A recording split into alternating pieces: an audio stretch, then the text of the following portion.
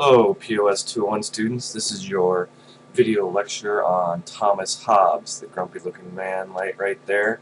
Uh, Again, you should probably do the reading first, because this is meant to highlight some of the things from the reading, but doesn't cover everything. Alright, so let's get started.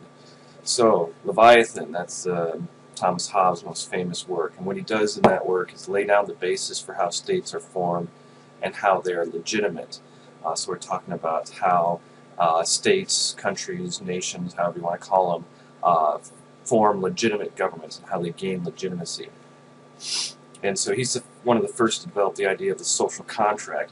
Now this is important for the American Republic because modern constitutionalism and then the ideas of John Locke, who also sort of refined the idea of the social contract, is exactly what goes into sort of our own constitution.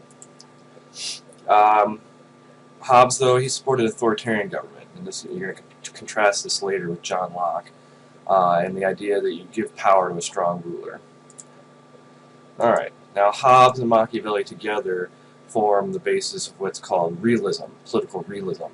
And realism is sort of a pessimistic philosophy, has a stark view of humanity, believes that we are inherently selfish and self-interested, and that's one of its central tenets. This selfish drive of human beings is what marks all social interaction.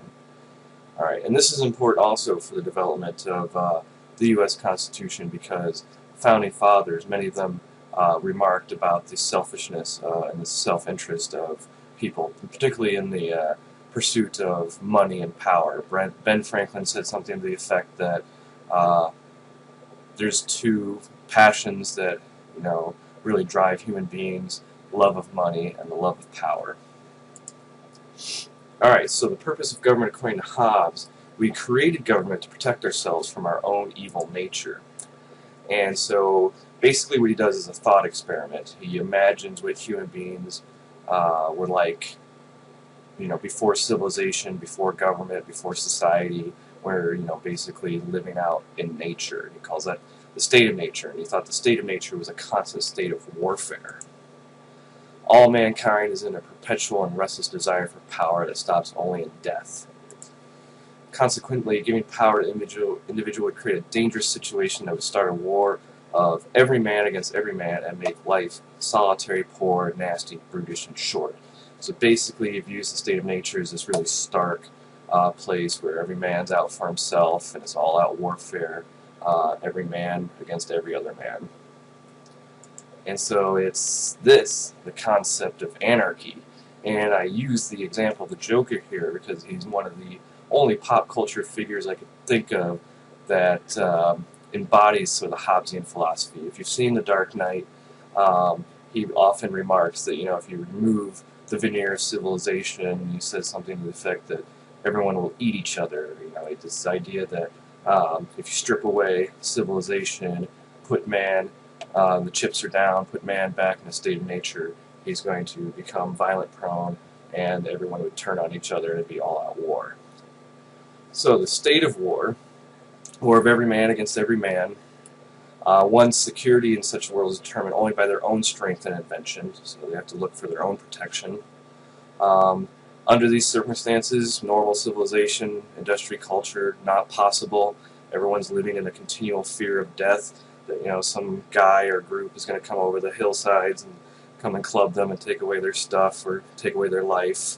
However, we do eventually find a means to escape this lawless anarchy that is the state of war, the state of nature.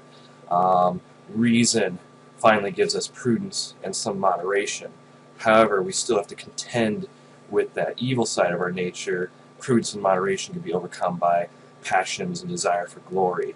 And he says human beings are mostly driven by their passions more than their reason.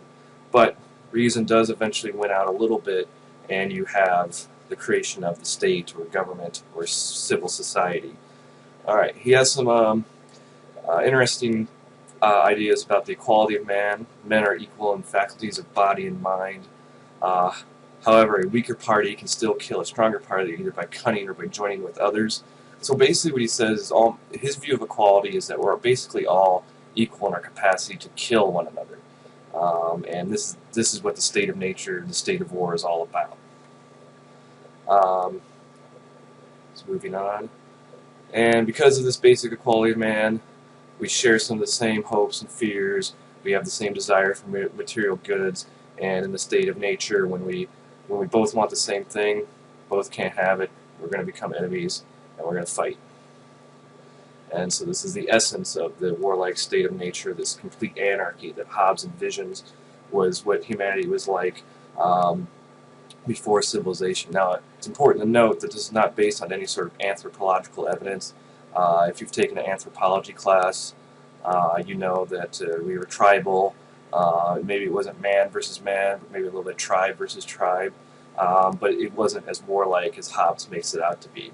But like I said, it was a thought experiment, not really based on any anthropological evidence. All right, so the social contract.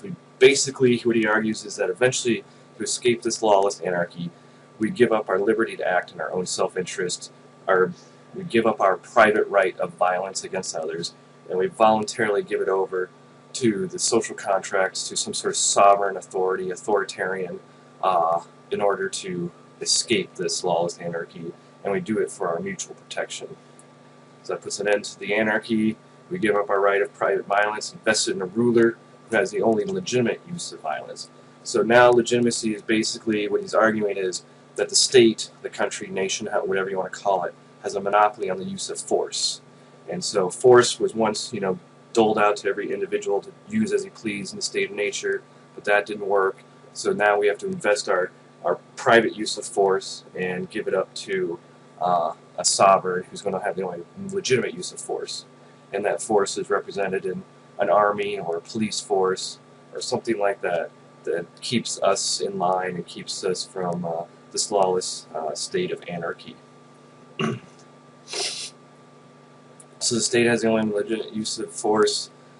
This is how we escape that condition. And like I said, this is the basis of what's called political realism. And so the realists believe that there's basically certain laws of human nature. Power and self-interest is what really drives most human beings. And since we are motivated by self-interest, this predisposes us to an internal struggle for power. We look at politics, all politics, including international politics, as a struggle for power. So it's a very stark look. And one good example with the international politics here is some modern realists argue that the world is anarchic in nature. There's no world government, right? Nation states basically have to fend for themselves, and so that's why we see a lot of conflict between nation states and in the global level, because it kind of mimics this state of nature. All right, so human beings, lowly and perfect creature, and this nature is unchangeable. Again, very pessimistic viewpoint of human beings, and our desire for self-aggrandizement, leading cause of human strife. So basically, along with Machiavelli and Hobbes, they form the basis for political philosophy of realism. Human beings are naturally competitive. This creates conflict. One must take into account human nature and create institutions to regulate and govern their actions. And so one of the assumptions of some of the founding fathers was that human beings are selfish and self-interested by nature, so we have to construct certain governmental institutions to take that into account. Checks and balances, separation of powers, ensure that no one man or one person garners too much power to themselves. Let's see. And yeah, social contract. Liberty, according to him, is the power to do what you will. Each man can use his own power as himself for the preservation of his own nature. This is man in the state of nature. But we are endowed with reason, and this is what shows us the way out of that lawless anarchy. We treat others as we would like to be treated and ask them to do the same. However, one's word and bond are not enough. So what he argues then is that bond or word can easily be broken, much the same thing as what Machiavelli said. And here it is. Oops, nope. Sorry about that. So Hobbes recognizes the preservation of one life as a primary right, a natural instinct of self-preservation. Social contract does not take this away, but leaves the protection up to the sovereign entity who invests in an army or a police force that is supposed to protect us. And so this is the beginning of the idea of natural rights, that in the state of nature, human beings are endowed with certain natural rights. And here Hobbes identifies the one natural right that people have is the right to life and the right to defend their life. So we introduce restraints upon ourselves. We give up our right to private violence for our own protection. Let's see, doing to others as we would be done to. This is all contrary to our passions. While we desire justice, equity, modesty, and mercy, sometimes our passions and our evil nature take over, and we throw that out the window. And so we need the terror of some power to force compliance to such morals.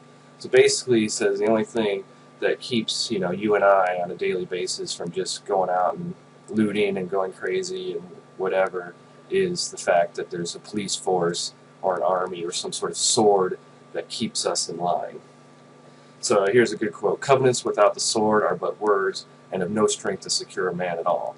So basically, a good example of this might be the United Nations, right? The United Nations is kind of an example of loose global governance. It's kind of a weak global government. Lots of treaties that are signed, but without a military force or something to back up those treaties, it's easy for them to be violated or ignored. So basically, in order to protect ourselves from our own evil nature, we have to give up power to an authoritarian who's going to use the power of the sword to keep all us unruly, evil, selfish bastards in line. And that's basically kind of the heart of his philosophy. So a very pessimistic view of human nature.